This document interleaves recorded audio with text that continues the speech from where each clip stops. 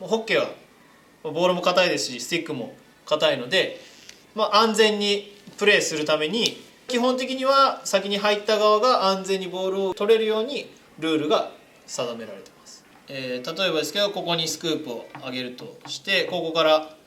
上がった時に先にディフェンス側が入ってボールが上がってきたら、そこでやっぱり邪魔するともしかすると怪我のリスクがあったりするので、先に入った側が優先権を得ます。ただ今ルールが少し変わって、基本的には5メートル離れないといけないんですけど、その前でインターセプト、ボールをカットできれば OK になってます。なので基本的にはこうやって長いボールであれば予測ディフェンスはしやすいので、先にディフェンスが入ってボールを奪うっていうのが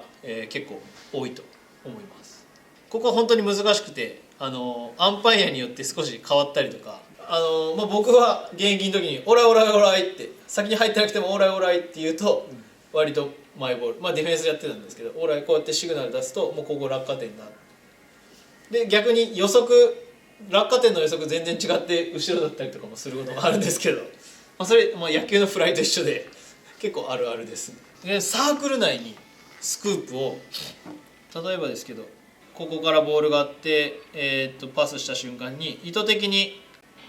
下がる、ここから下がってってここにピンポイントでボールを上げると、ピンポイントなんで5メートル以内によるとペナルティーコーナーになったりとか、今最近はこういうシーンが多くて、もう一瞬でもマークが少しでも空いてたらフォワードが少し引っ張ってハイボールでサークルに入れて、相手は5メートル離れてはいけないのでコントロールして止めてすぐ打てば、相手は5メートル離れた状態から来るんで結構時間があったりとかして、もしくは慌ててペナルティーコーナーになったりとか、シュートを打てるっていうシーンが多く見られます。なのでスクープボールっていうのはかなり戦術的に使われることが最近では多く見受けられます。一昔前まではサークルにスクープ入れるっていうのはあんまりなかったです。世界的にプレスの、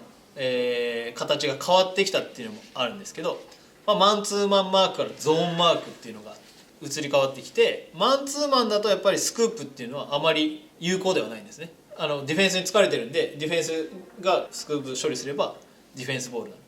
ただゾーンマークなので、こういったエリアが結構空いてくるゾーンマークなので、そういったところにわざと入ってこう下のボールもそうなんですけどハイボール出して相手が寄れないんでここで受けるっていうような間で受けていくスクープっていうのが最近では多いかなっていうふうに感じます。それこそショートスクープとかで、スクープ大体ロングが多いんですけど、ただ飛ぶ距離がやっぱり半端ないんで、男子の場合は本当飛ばせる人は自分のサークルトップからもう相手のサークルトップ近くまで飛ばせる選手もいたりとか、ただ逆にそれがあだとなってすぐボール失っちゃって守る時間が長いっていうのもやっぱり問題ではありますね。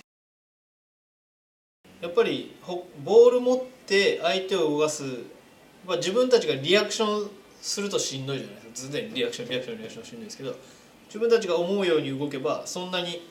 しんどくないというか、それを僕たちがさせられることが多くて、守備に時間割いて攻撃の時に疲れちゃったみたいなとかあるんで、多分フォワードとかも3分とか4分とかでプレスもかけに行かないといけないし点も取らないといけないしっていうので、かなり疲労は多いかなというふうに思います。